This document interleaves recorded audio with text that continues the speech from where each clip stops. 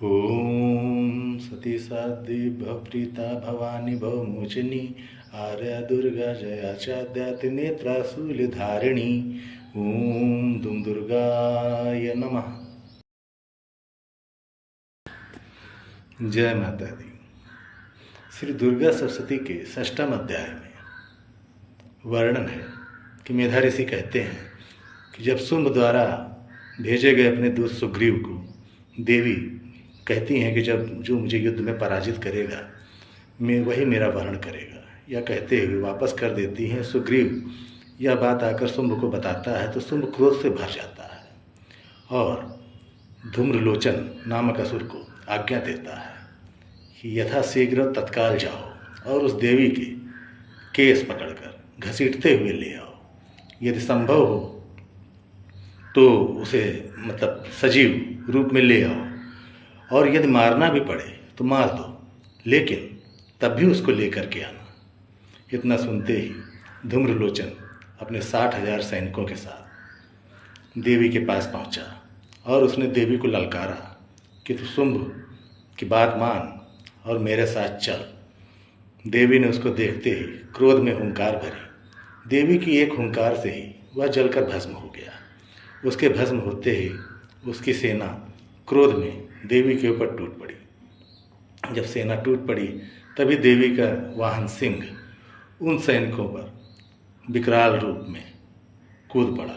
किसी को अपने पंजे से, किसी को दांतों से, किसी को सांसों से, किसी को पूंछ से उसने भयंकर तरीके से घायल किया और सभी को अधिक से अधिक मात्रा में मृत कर दिया। जो बचे कुचे सैनिक थे वह डर कर भाग गए। तब शुंभ क्रोधित होता है।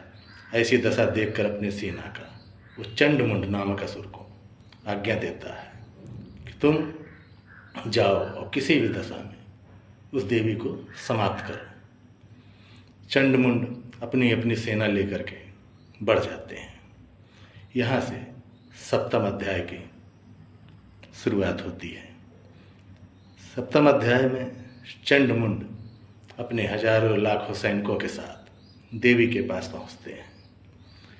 देवी उनको देखकर क्रोध से भर जाती हैं। देवी इतनी अधिक कुपित हो जाती हैं कि उनकी ललाट से एक शक्ति प्रकट होती है जो नरमुंडों की माला पहने हुए होती है और काले स्वरूप में लाल लाल आंखों के साथ आती है, जिसे काली कहा गया।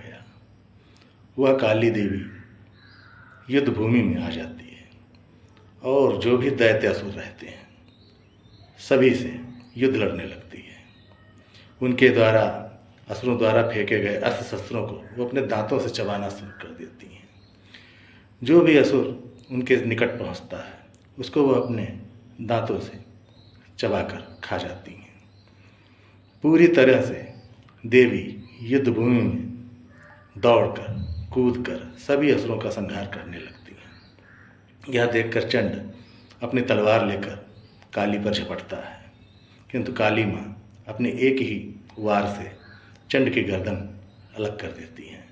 चंड की मृत्यु होते देखकर मुंड भी काली माँ की तरफ अपने फरसे लेकर के दौड़ता है, किंतु देवी उसका भी गला काट देती है और चंड मुंड दोनों के सिर को लेकर वह माता चंडी के पास पहुंचती हैं और कहती हैं, यह चंडमुंड के सिर मैं आपको अर्पित कर रही हूँ, अब आप शुंभ निशुंभ का वध स्वयं कीजिए।